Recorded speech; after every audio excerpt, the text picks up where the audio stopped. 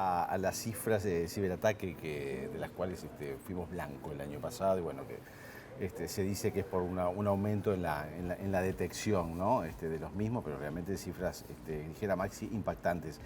¿Fuiste estafado alguna vez? Bueno, no, desde el punto de vista del ciberataque no.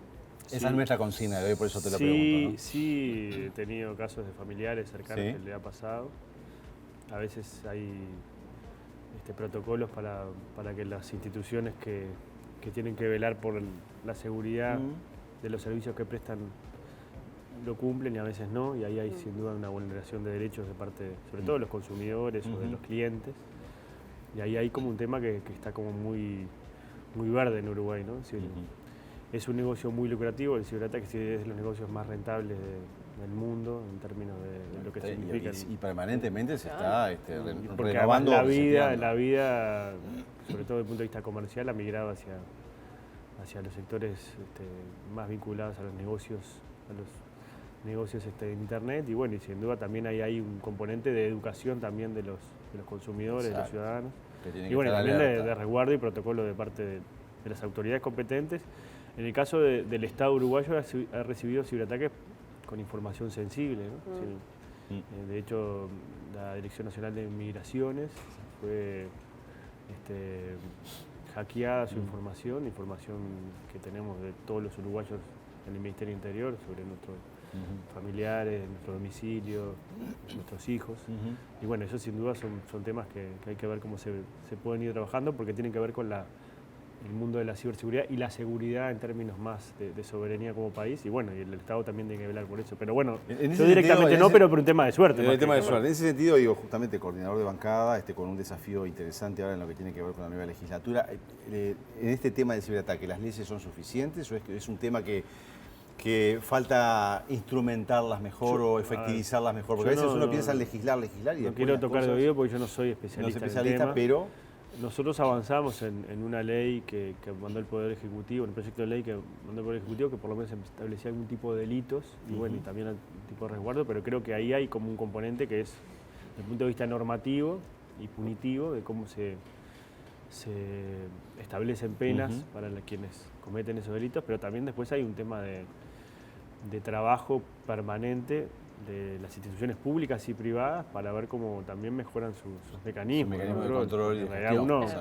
Uno hoy su vida transcurre haciendo trámites online, tiene muchas claves, y bueno, muchas veces termina también confiando en parte de la comunicación que establecen las instituciones, muchas veces se utiliza para burlar a la gente y bueno, y ahí son motivos de... Es el delito que más creció, casi un 300%. Es un delito de la propiedad, es una propiedad tan importante como nuestro hogar. Y bueno, y hay casos de personas que han perdido todos sus ahorros, no por establecer dinero en instituciones financieras o en instituciones que brindaban una rentabilidad, sino porque en realidad fueron burlados en su buena fe y bueno, y también eso genera después. Claro. Aprovecho que toca el tema de los ahorros y de las cuestiones financieras. Estamos en una situación con la conocida ya de conexión ganadera, muchos ahorristas en el rubro ganadero uruguayo que están al hilo de qué va a pasar con todos sus ahorros. ¿Qué le parece esta propuesta de justamente el Ministerio de Ganadería de presentar un proyecto de ley que regule este tipo de instituciones, por más que estemos hablando de privados con privados? ¿Tendría que estar el banco metido? Yo creo que sí, porque, a ver, tiene que haber una serie de controles, porque en realidad estas instituciones hacen publicidad pública, hay una publicidad en los medios de comunicación, su oferta, lo que venden, además de la rentabilidad, que además es un tema muy discutible, ofrece una renta fija para un negocio que tiene una renta variable, como en el caso de la ganadería, pero que en realidad no es la única, sino esta es la tercera, que termina teniendo problemas de cumplimiento de sus obligaciones, es decir, tiene un pasivo más grande que el activo que tienen, y eso sin duda genera una corrida importante.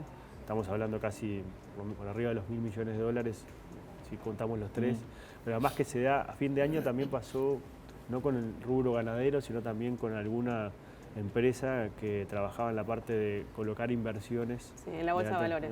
También de una persona que terminó escapada de la justicia. Entonces, creo que también hay que ver cómo se echa el ojo, porque en realidad el Uruguay, entre otras cosas, ofrece seguridad, garantías, y bueno, siempre en este tipo de negocios hay cierto nivel de riesgo, pero bueno, una cosa es el riesgo, otra cosa es la estafa. No quiero decir que en este caso es una estafa porque no sabemos, claro, pero claro, sin duda tiene que ver también, por lo menos, una mirada, por lo menos, de mayor detenimiento. Es tarde, sin duda, estaríamos generando un mecanismo legal en función de los errores que se han cometido, pero bueno, bienvenido sea, porque es necesario también dar respuestas, porque bueno, también el Uruguay vende confiabilidad y eso creo que también es importante. En ese sentido, Carolina Cosa dijo que la Junta de Transparencia debería ser un órgano apolítico, ¿no? Sí, más técnico, ¿no? Sí, yo ¿Está creo de que acuerdo? sí. Yo creo que lo que tiene que cumplir es sus funciones, ¿no? Si en realidad lo que ha pasado, sobre todo en estos últimos años, que la Junta de Transparencia y Ética Pública no ha cumplido sus funciones primordiales. Entre ellas, yo fui el redactor de la ley que, entre otras cosas, nos obliga, no solamente al presidente y vicepresidente de la República, que en ese momento eran los únicos que estaban obligados a presentar públicamente sus declaraciones juradas, a todos los legisladores, a los ministros de la Suprema Corte de Justicia. Pero bueno, esa era una parte del trabajo que tenía que hacer la Corte, que era recibir una declaración jurada, que es como una declaración que uno hace cuando va a hacer algún trámite público. Pero después está el control, ¿no? Y para eso necesitas escribanos, contadores, abogados. Y bueno, lamentablemente la Junta de Transparencia y Ética Pública en este periodo ha estado muy ausente. De hecho, hay legisladores, no el presidente de la República. El caso de Sartori, por ejemplo. Y otros, ¿no? Que no han cumplido con la normativa. Y creo que eso sin duda es un elemento complejo. Primero porque somos los que hacemos las leyes, entonces si las hacemos las tenemos que cumplir.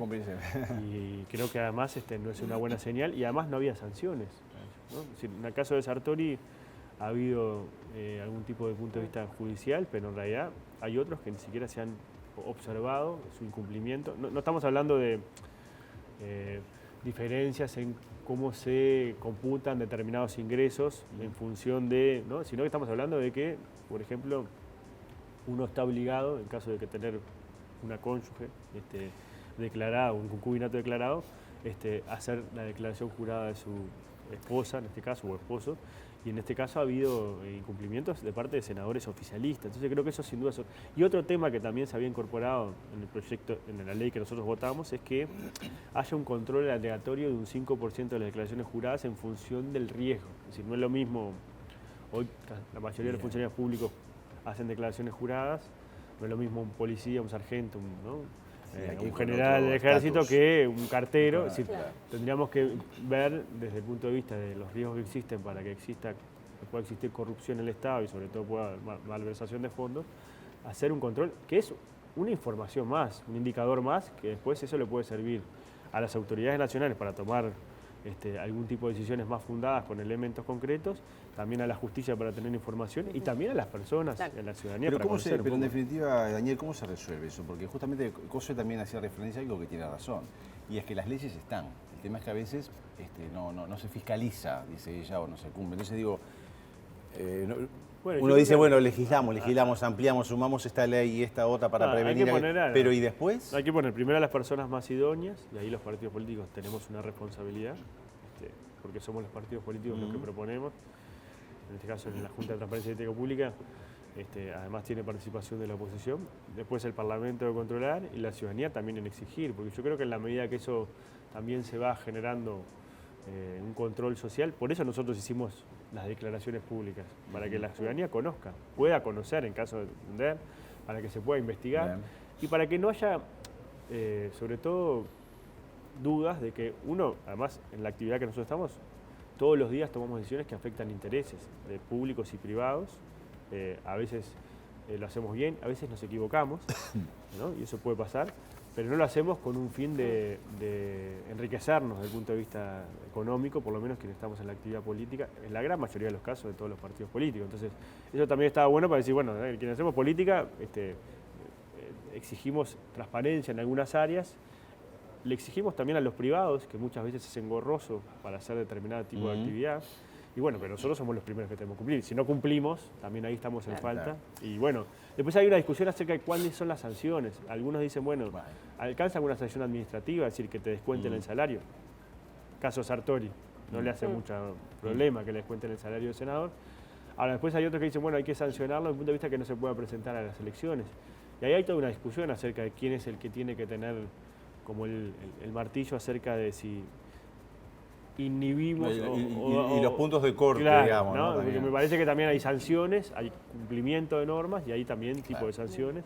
Y bueno, creo que ahí también hay toda una discusión. Ahora, es verdad que hay que avanzar, hay muchas instituciones privadas que administran fondos públicos. Por ejemplo, las instituciones de asistencia médica privada, es decir, administran más de 1.500 millones de dólares de fondos que aportamos los trabajadores, las empresas y el Estado, y esas instituciones nos rinden cuentas, no solamente de cómo administran esos fondos, sino muchas veces de, por ejemplo, las listas de espera cuando uno se tiene que hacer una intervención, que muchas veces no se sabe ni siquiera cómo se confecciona. Las instituciones muchas veces, justamente ya estamos con ese tema, ¿no? Reclaman al Estado a veces salvatajes, ¿no? Y salvatajes, y salvatajes. Y eso no se solicita o no se pide en el contexto para cristalizar ese salvavidas, por ejemplo. Bueno, en el caso, capaz que no lo rinden habitualmente, pero... No, generalmente hay controles financieros de parte del propio BPS cuando se adelantan las cápitas para fondos para adelantar dinero. También hay controles cuando se intervienen las instituciones, a veces con desplazamiento de autoridades, a veces no, y ahí hay veedores.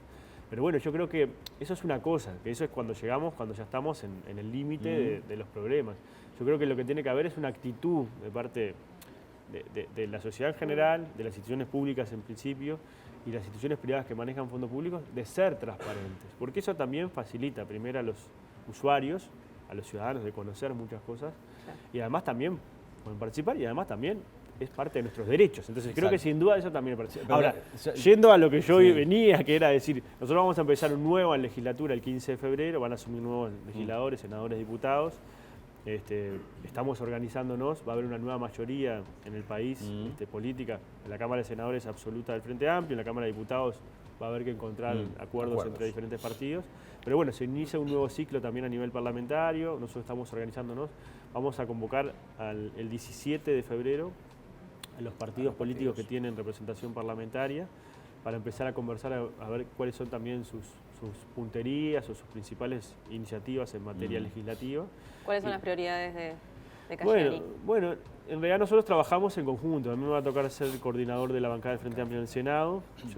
Mi responsabilidad es que el gobierno tenga gobernabilidad, que las leyes que el gobierno entienda pertinente poder priorizar se puedan establecer, puedan salir lo antes posible. También que haya iniciativas de parte de los legisladores, de todos los partidos políticos. Y uno lo que tiene que hacer esto es tiene que generar un buen clima para que eso funcione. Tenemos una etapa importante que es, mi abuela siempre decía, escoba nueva siempre barre bien, ¿no? Entonces el comienzo de algo siempre, además de que hay muchas expectativas, nos permite de repente encauzar esas iniciativas o esas expectativas en hechos concretos. Hay desafíos importantes, el Frente Amplio y sobre todo el gobierno tiene desafíos muy importantes. Uno va a ser la rendición de cuentas, que se va a hacer por mayo, que es la rendición de cuentas del gobierno que culmina, y ese va a ser como el punto cero o el estado de situación del país en materia de endeudamiento, en materia financiera, en materia de mercado de trabajo, en materia de la macroeconomía. Para pensar después en el presupuesto. Y bueno, y después eso te va a permitir a vos que la otra gran ley que vas a tener, que es la que vinculiza parte de tus propuestas, de esas propuestas que hicimos en la ciudadanía, de los 5 años, la ley de presupuesto quinquenal. Esas son las dos leyes más importantes, y después vamos a tener, sin duda, la incorporación y la votación de las venias en las empresas públicas y los servicios descentralizados, de los integrantes del oficialismo y también la incorporación de la oposición, que eso también tiene toda una negociación. Los organismos de contralor, que también son organismos que necesitan una mayoría especial. Entre ellos, si no bien no es un organismo de contralor, pero es un organismo muy importante, que es la Fiscalía, que hoy está lamentablemente subrogada, y me parece que también hay que dar una señal política. Se necesitan 2/3 para encontrar una persona idónea. También, bueno, la propia Corte Electoral en su momento, el Tribunal de Contencioso Administrativo. Es decir, creo que hay como también muchas instancias para poder buscar por lo menos acuerdos entre los partidos políticos. En el caso del Senado somos 3 partidos políticos, Partido Nacional, Partido Colorado y Frente Amplio, es más sencillo. Y bueno, también a veces los senadores tenemos como más capacidad de escuchar un poco al otro y tratar de poner un poco más, salir un poco del ruido. Y eso creo que también es una responsabilidad importante. Hay líderes importantes dentro de todo el partido, está Pedro Bordaberry, Andrés Ojeda, Álvaro Delgado, Javier García. Es decir, bueno, creo que sin duda eso también da un elenco interesante y bueno, y hay que también tener Te escuché decir en más de una ocasión, no hoy, en otras entrevistas, la palabra timing, el timing vinculado a lo que es justamente las pretensiones del Ejecutivo que tienen que de alguna manera acompañarse con determinadas leyes. Y en ese sentido, y en función del timing, ¿cuáles son el ABC, las 3 prioridades a resolver, por ejemplo, a nivel legislativo? Apenas en 18 días. Bueno, esas 3 cosas que te decía son para las más importantes, ¿no? La votación, la incorporación, la negociación, bien, que es importante, que va a empezar ahora rendición y presupuesto. Rendición y presupuesto. Claro. Y después yo creo que hay iniciativas que son importantes que tienen que ver con elementos que nos hemos comprometido con la ciudadanía, ¿no? Es decir, por un lado, los temas de seguridad, hay que ver qué batería de medidas el gobierno va a impulsar en materia de eso no va ligado, todo lo que se prometió no va ligado al presupuesto de alguna manera. Algunas sí, otras no. ¿Cómo cuáles? Algunas sí, por ejemplo. ¿Esta no? Bueno, puede ser algunas leyes específicas en materia de armas, ¿no? Que no necesariamente tiene que estar el control y el uso de armas por parte de la población civil. Puede ser que eso puede estar ligado o no, la descentralización del Instituto Nacional de Rehabilitación, que eso es un instituto que en realidad antes era la Dirección Nacional de Cárceles, hoy es un instituto, pero bueno, es un organismo que está ligado al Ministerio del Interior y tendremos que primero independizarlo al Ministerio del Interior, darle autonomía. ¿Se hará el famoso Ministerio de Justicia, ya que estamos en tema? Bueno, yo creo que ahí hay todo un debate, hay una experiencia muy negra, que sobre todo todos los que son un poco mayores recuerdan que tiene que ver con el Ministerio de Justicia de la dictadura, y eso también sin duda. Y además pero esto es una opinión personal, soy de los que piensan que no es bueno que los gobiernos se metan en decisiones de la justicia, ¿sí? Ni para un lado ni para el otro. Creo que las experiencias que hay en otros países es compleja. A veces es difícil porque también hay que hacer normas para regular la función de la justicia en materia de ascenso de los concursos de los jueces, en cómo se organiza tanto el Poder Judicial, la Fiscalía, los defensores de oficio. Pero bueno, yo creo que el Uruguay ha tenido una experiencia histórica, que es tratar de ir negociando entre los diferentes poderes, entre los diferentes actores, para ir generando mecanismos para ir también avanzando en ese sentido. Pero bueno, esa es una opinión personal. Seguramente esa será motivo de debate, seguramente en el propio presupuesto quinquenal. Perdón, otro debate, ya que estamos haciendo picadillo de tema, otro debate muy grande. Estamos como la murguita, estamos en el... Claro, es que hay tantos temas para hablar, el del proyecto Arasatí, ¿no? Para crear esta planta potabilizadora. Hace unos días la Mesa Política del Frente Amplio emitió un comunicado en contra de la firma de este proyecto por parte de Luis Lacalle Pou. ¿Qué va a pasar? Bueno, ¿qué va a pasar? No sabemos, porque no sabemos tampoco qué se firmó. Seguramente las autoridades que están designadas en la Presidencia de la República van a recibir la información acerca del contrato y algunas supuestas adendas que se podrían realizar.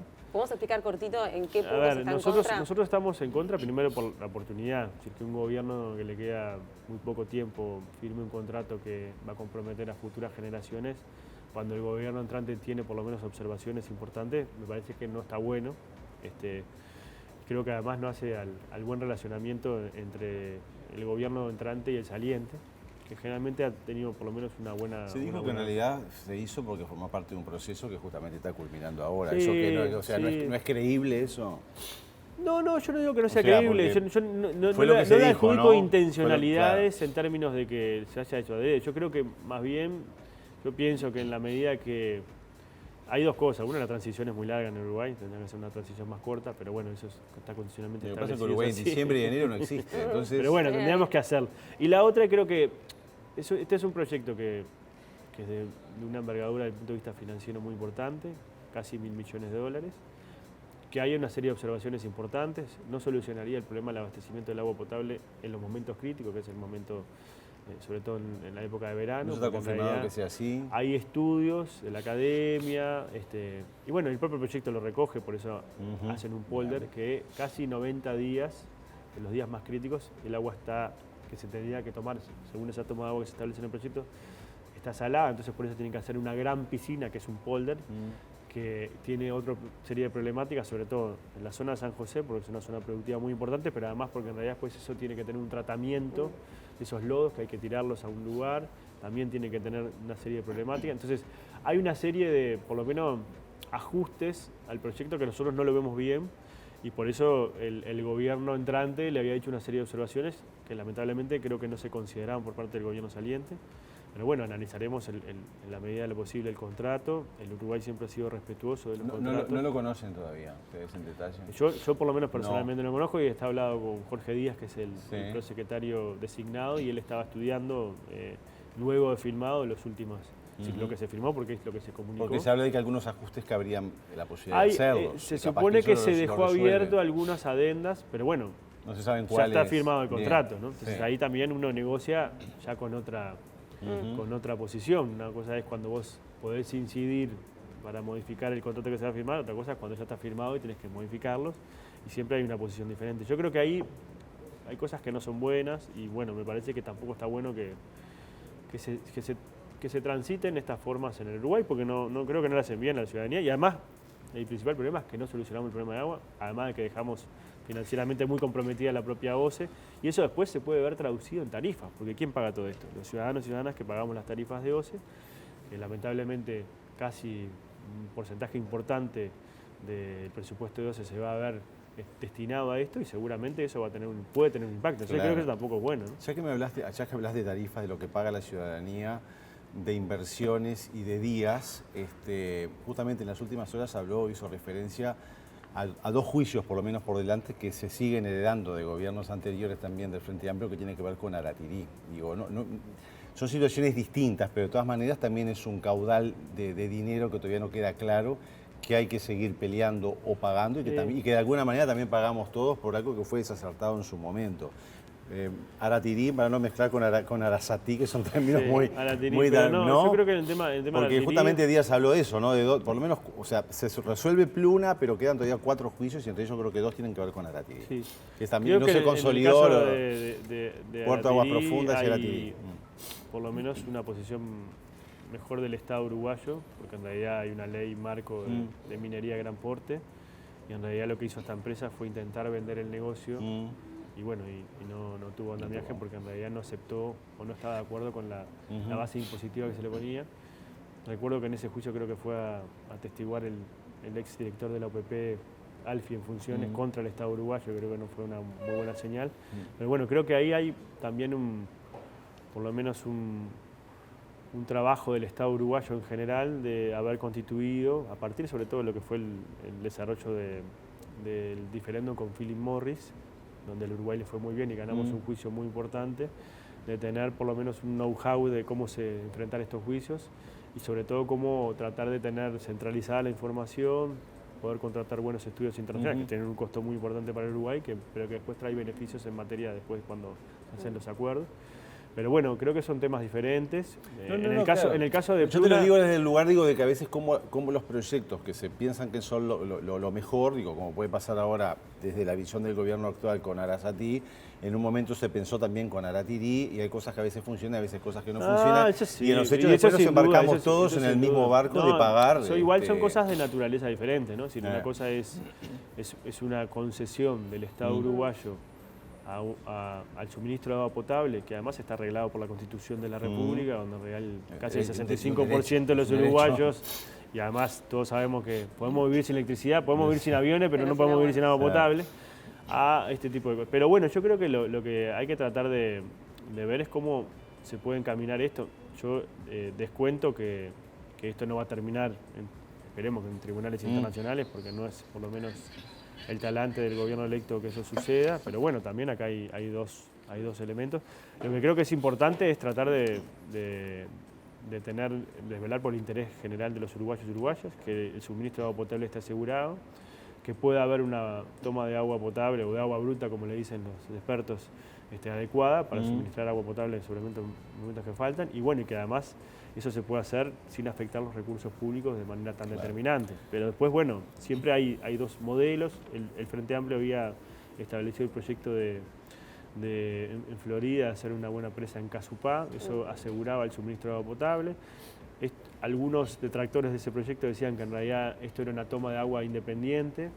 Yo soy de los que piensan que en realidad no hay tema más soberano para el Uruguay que poder establecer los criterios para administrar los ríos internos del Uruguay, y no un río compartido como el Río de la Plata. El Río de la Plata lo compartimos con la administración con Argentina, y bueno, y creo que además hay algunos estudios de importantes científicos que han dicho que tiene alguna problemática, además de por sí, el lugar de la toma que se eligió. Quizás si era un poco más arriba no tendría esos problemas. Pero bueno, creo que lo importante es que hay un conjunto de elementos que se están sumando a la información que se tiene que tomar. Seguramente las autoridades, cuando suman el 1 de marzo... Sí, habrá que esperar a ver el contrato y ver qué es lo que se puede corregir. Pero bueno, creo que también es importante que se abre un tiempo nuevo. No se pueden tomar tampoco muchas definiciones. Claro. Si bien el gobierno actual termina el 28 de febrero su mandato, creo que en este tipo de cosas creo que hay que tener por lo menos más prudencia y ser más... Tenemos que ya despedirte, Daniel, pero cortito en una frase. ¿Seguimos subrogando fiscal, ya que hablábamos de Díaz, o, bueno, se va a lograr una vez por todas? todas? Esperemos. Yo creo que el sistema político tiene que hacer un esfuerzo muy importante.